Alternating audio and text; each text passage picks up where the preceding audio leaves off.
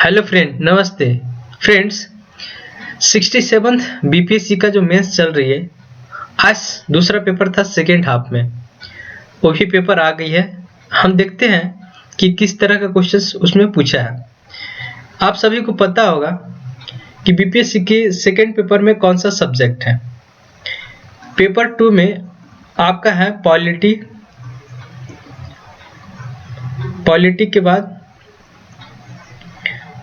के बाद है आपका इकोनॉमी के बाद ज्योग्राफी,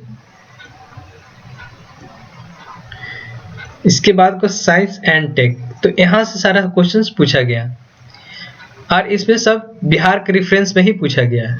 ठीक है,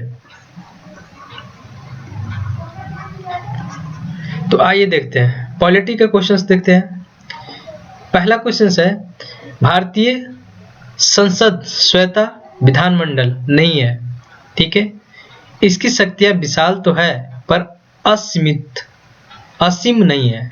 ठीक है, इस प्रकार कथन पर टिप्पणी करना है और प्रकाश डालिए कि भारतीय संसद की तुलना में इससे ब्रिटिश समकक्ष से क्यों नहीं की जा सकती इसका तुलना। The Indian parliament is not a sovereign legislature, it has vast but not unlimited power. ठीक है, and comment on the statement and highlight as to why the Indian constitution can not be equated with British counterpart. तो Indian constitution का power बताना है और comparison करना है British parliament से। तो ये हो गया। ठीक है, देखिए GS2 थोड़ा टफ होता है, इसमें डायरेक्ट क्वेश्चन तो पूछती नहीं है। सेकेंड है, discuss the problem of centre state relations in India and it's prospects in future with a special reference to Bihar. Examine as to how the problems can be constructively handled in tune with cooperative federalism. देखिए important keyword है cooperative federalism, उसको बोलेंगे सहकारी संघवाद।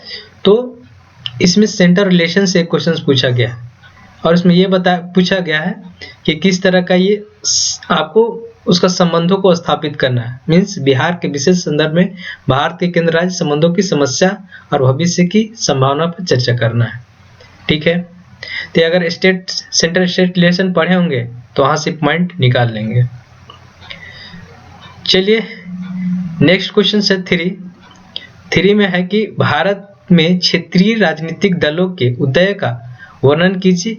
क्या आपको लगता है कि क्षेत्रीय आकांक्षाओं और राष्ट्रीय एकता को संतुष्ट करने के लिए क्षेत्रीय राजनीतिक दलों का अस्तित्व अच्छा है? आपको उत्तर के समर्थन में तर्क दीजिए। अगर आंसर लिखते हैं उसको सपोर्ट में आपको क्या करना है, आंसर लिखना है। क्षेत्रीय जो रीजनल पार्टी होते हैं, जैसे कि यहाँ पे JMM झारखंड में, ठीक, JDU बिहार में, तो इस तरह के जो पार्टी हैं वो क्षेत्रीय पार्टी अगर स्ट्रॉन्ग होते हैं, ठीक है, तो उसके रिगार्डिंग है कि भारत में अगर क्षेत्रीय दलों का उदय का वर्णन कीजिए। अगर ये उदय हो रहा है या फिर आपको बताना है। ठीक है, क्या आपको लगता है कि क्षेत्रीय आकांक्षाओं और राष्ट्रीय एकता को संतुष्ट करने के लिए क्षेत्रीय दलों राष्ट्रीय दलों का अस्तित्व अच्छा है? अगर ये बढ़ते हैं, अगर आपको उगते मतलब क्या बोलेंगे इसको, अगर क्षेत्रीय दल इमर्ज होते हैं, ठीक है ना, तो सेंटर पर उसका क्या असर पड़ेगा। सेंटर जो हमारा सेंट्रल गवर्नमेंट है जो सिलेक्ट होती है, अगर मान लीजिए क्षेत्रीय दल स्ट्रांग होते हैं तो जो चाहेंगे जिसको चाहेंगे वहां पे सेंटर में बैठाएंगे। तो इसके समर्थन में आपको तर्क देते हुए ये बात लिखनी है। यहाँ पे जुडिशियल रिव्यू और जुडिशियल एक्टिविज्म का क्वेश्चन है। ठीक है, एक चैप्टर है, तो आपको M लक्ष्मीकांत में देखिए मिल जाएगा। तो एक स्वतंत्र न्यायपालिका जिसे न्यायिक समीक्षा की शक्ति प्राप्त है भारत के संविधान की एक प्रमुख विशेषता है। क्या आपको लगता है कि न्यायिक सक्रियता ने सर्वोच्च न्यायालय की शक्तियों को और बढ़ा दिया है? तो ये आपको 2 इंपॉर्टेंट चैप्टर वहां से पढ़ेंगे तो यहाँ से भी पॉइंट मिल जाएगी। ये डायरेक्ट तो क्वेश्चन पूछती नहीं है, थोड़ा टफ होता है GS2 पेपर। चलिए 5वां पेपर देखिए, खंड 2 का।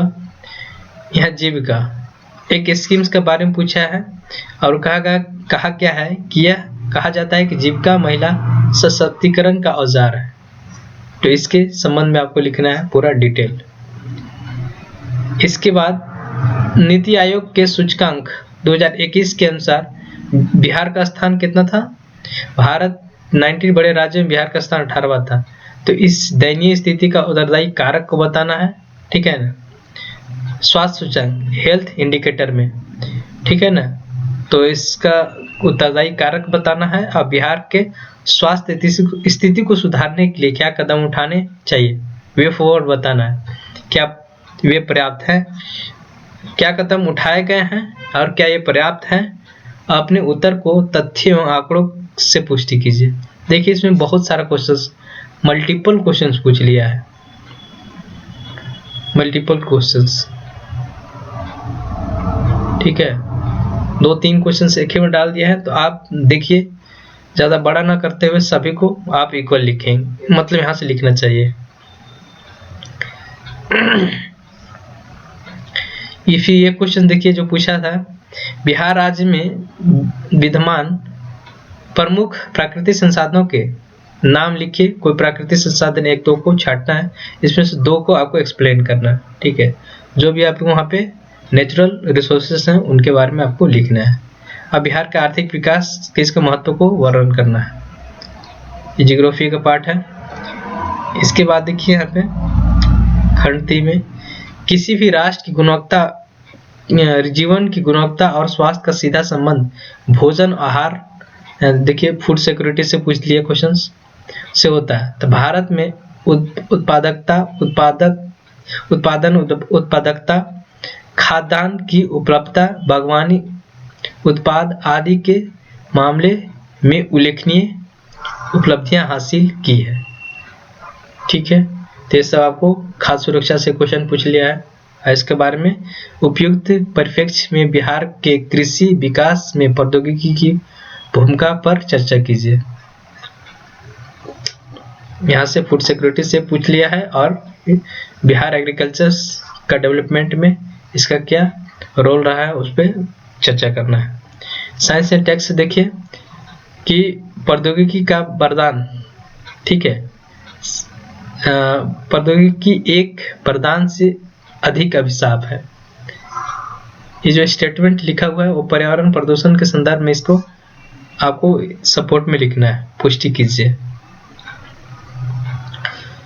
फिर यहाँ देखिए बिहार में बाढ़ का प्रॉब्लम है, तो बिहार एक बाढ़ प्रभावित राज्य है।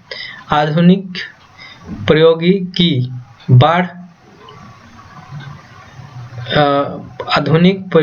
बाढ़ को नियंत्रित करने और इस तरह के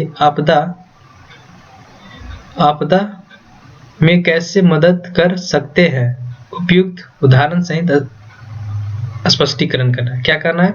Bihar is a flood prone state, how can the modern technology help to control floods and manage this kinds of disaster, give your explanations with suitable example. तो ये आपका 11 का एक बाढ़ से था। फिर यहाँ देखिए 12वां क्वेश्चन नैनो टेक्नोलॉजी से पूछ लिया है, थोड़ा सा उलट गया ये।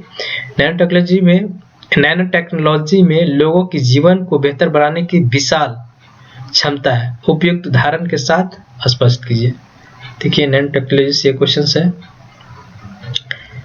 तो इस तरह का पूछा हुआ है और आपको किस तरह का तैयारी करना है, कैसे डिटेल पढ़ना है, ये आपको समझना पड़ेगा। GS2 तो थोड़ा है, GS2 में आपको पढ़ना पड़ेगा।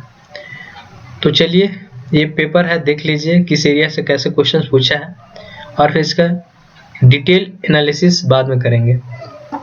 Thank you.